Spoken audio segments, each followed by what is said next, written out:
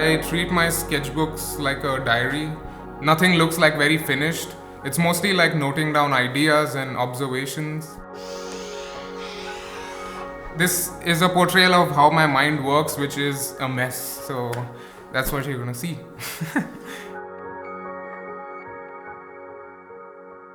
I'm usually more comfortable with sketching in very cheap sketchbooks, so most of these are super cheap, but I just have one expensive book, so I started this from the back. I think it's an Indian problem, like I can't draw on expensive stuff, so I don't know why. I just feel like the paper is too expensive for me to put anything on it. I grew up drawing on like print papers that my dad used to bring home from his office, and those papers were like the cheapest ones. I need therapy. Yeah. So I have to hide few pages because I'm stupid and I sometimes draw professional work inside like my personal sketchbook. Never do that. So these are some drawings of farmers, and I usually start with like the colored pencil. It allows me to keep things really loose. These are some ascetics. We call them sadhus in India. And there's like a vegetable seller who's really bored. I've seen people like these in Mumbai, the place where I'm from. These are an example of stuff that were idea, but I didn't end up finishing them.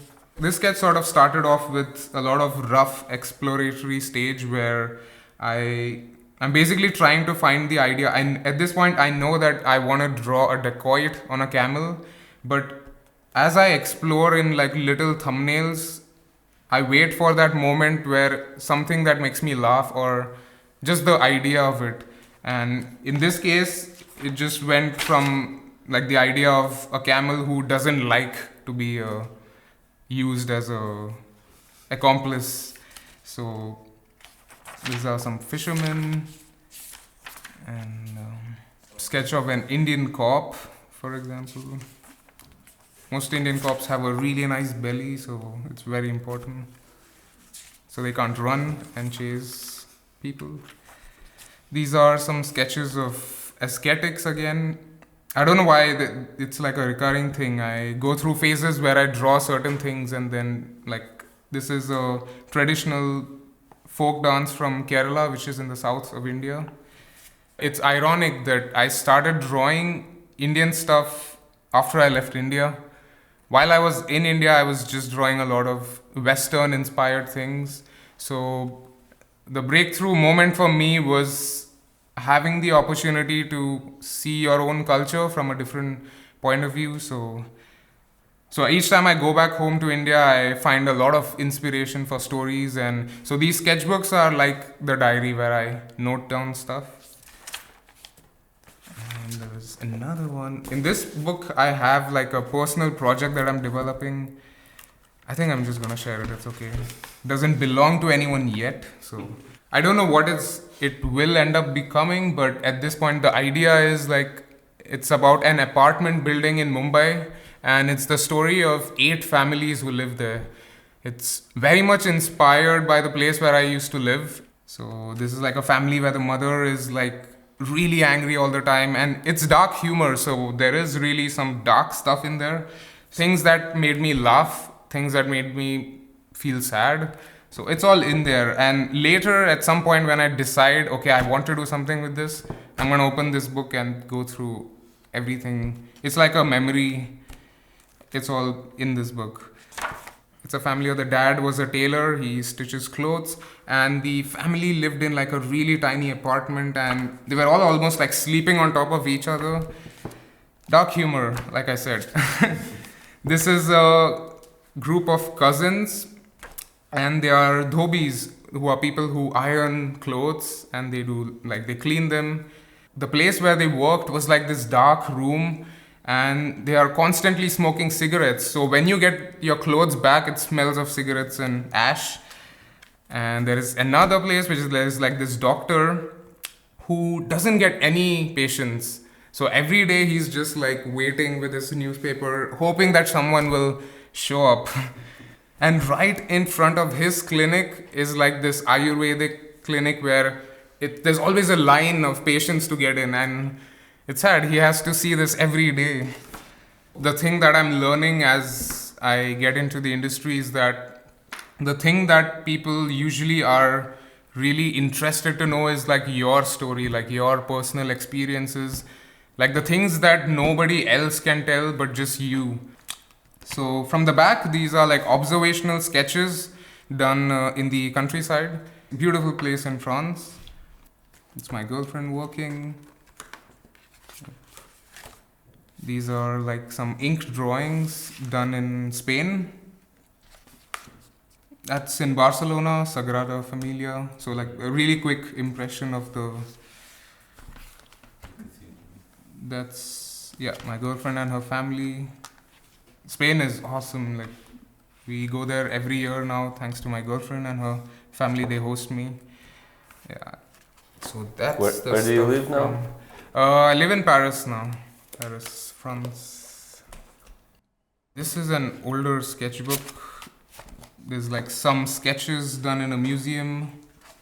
The thing is, like, I have had very less time in the last couple of years to draw for myself in sketchbooks. So I draw every day for work. So at the end of the day, when you have spent 8 hours drawing, you just don't feel like drawing at some point. This was done in, I think, Quai Branly Museum in Paris. Amazing place. These were some sketches of orangutans in the zoo. When you draw still life, you just draw what you see. But when you have a moving character, it's like taking mental screenshots. In a way, it's almost like drawing from imagination, but like you see the character, you have the information, and then you have to put that on paper. So the thing that I had to really learn was to have that mental screenshot. And the life drawings where I found myself failing the most was when I was doing this. I look, I draw, I look, I draw. That doesn't work. You look, keep that thing in, and then draw. At least that's what worked for me. I have another one which is a pastel color book. So this was like a few years ago. I was going through a phase where I started picking up soft pastels. And the beginning, like, these are my failed images where I didn't knew how to use the medium. So I went through a lot of like sort of failed sketches. And then slowly I started to get a little more comfortable with each of them. And by this image, I felt like I was starting to get comfortable with the medium. And then I just stopped painting. I never touched pastel again. So like I said, I have a lot of issues. That's I feel like once I figured something out, I just then don't do it again, which is bad because then I could have done better artworks with it. But these are more loose sketches, all personal work. It's like from The Hobbit. So even for my day job, like for my work when I design characters for companies, I start with sketches like this, like very loose drawings. And at this point, like I want to try as many variations and spend as less time as possible. And then once I have a lot of different options, I have the opportunity to go, okay, which one am I gonna take in the next step of design? In this case, it's like going over with the pencil and refining the shapes. And then I would just scan it and work on it digitally. Make some adjustments, put color, values. Another thing that I love about working on paper is that your eyes just get a bit of break after spending 8 hours looking at the screen. So these were like some Inktober sketches from 2-3 years ago. So I started with some loose exploratory sketches, and once again, like I was trying to find that emotional response, something that makes me laugh. I knew I wanted to do a barbershop scene, but then I found an idea that like the monkey has only one strand of hair left and the guy's about to cut. So these loose sketches transformed into this. Art for me is like evoking emotion And if you want to evoke emotion with your work, you first have to feel it yourself. So if it makes me laugh, I know that I can make someone laugh with maybe not this one, but in general. The sketch. Yeah, because you saw it, so do you know what you... I think I'll draw the Kathakali dancer. It's like the Indian folk dancer. Mm-hmm. So any page on the... Yeah. Those are from other guests. Ah, cool. Awesome. Damn, this is beautiful. I'm gonna draw here. No, you can draw it. Well, I like that there is shit on this page already, so I feel less scary to draw. I'm gonna take that. Because it's already a dirty page, I can't like make this worse. Perfect. So I'm starting with like the eyes of these dancers are the most expressive part, I think. Like they do shit with their eyes, it's crazy. And they have these painted face. So these dancers are from the southern part of India, southwest. It's a place called Kerala. It's hard to speak and draw. Yes. But yeah, these dancers are called Kathakali dancers, and through dance, it's like a stage play where they tell the story through performance. And as a kid, I used to see my parents watching this on TV all the time, and I thought that was the most boring shit ever. Right now, I think they are super cool. It's like when you walk through a street that you have walked through your whole life, there's nothing, you don't see anything special about it, but then you go away for 5 years and you come back to the same street, you're gonna miss it. Yeah, you're gonna see things that you didn't notice before. And I think it's an awesome thing if you can have a tourist's point of view of your own city, of your own... But for that you have to go away to other places, explore different cultures, and that was one of the best moments as an artist, I feel, rediscovering your own. They have like green painted faces and it's almost like mimes. And they have this thing attached, like a white sort of a lion's mane. And they are covered in jewelry, like they are from top to bottom, and they are actually carrying a lot of weight, but they still are very like fluid and graceful with their movements. I've been lately really getting into like exploring French illustrators.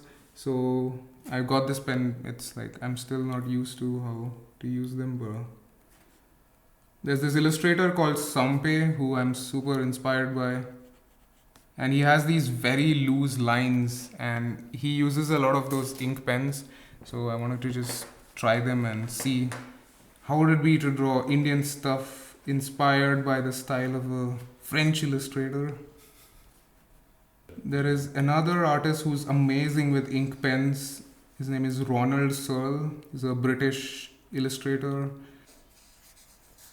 And they have like these giant sort of shawl, scarf kind of a thing. Besides drawing and working, so with drawing when working and drawing, what interests you?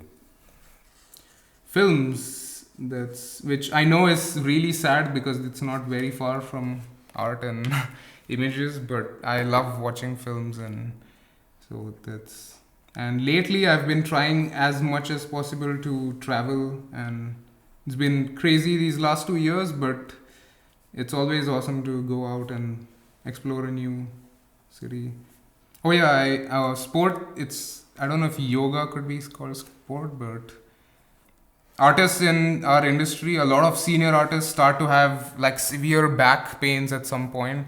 So I started to have this problem like a couple of years ago, and that was like a warning sign. I knew I had to like just not spend all my time like just drawing like this, like a shrimp. So every day after work I do 20 minutes of yoga and a little bit of meditation, and it's awesome, like just to reset. And since I started doing that, I had like no back problems. Do you think you'll take how long? You don't know because you don't know where to stop, or I stop when someone takes the book away from me, Beat, so that's your job. well, I can wait. Usually at work, that's your producer. In a school, that's your teacher. Yeah. You need someone with a whip behind an artist, unfortunately. But You think so? no, I'm kidding. No, it's a horrible thing to say, but yeah, knowing when to stop is important. But a lot of artists have this thing that they just want to make things as perfect as possible, but sometimes deadlines are important. It's especially with personal projects. When you don't have someone else to tell you when to stop, you have to do it yourself. So on that note, I think I'm gonna stop. Even my sign is like copied, by the way. It's super weird, but my sign is a mix of my mom's and my dad's signature. Because in school, like, we had this book where they will put complaints, like, for the teacher would put a remark, and you have to go make your parents sign. And I was really scared, so I've been copying my parents' signature since I was a kid. So now it's like a mix. It's so sad and weird, but Okay, thanks, man. thanks, man. It was awesome.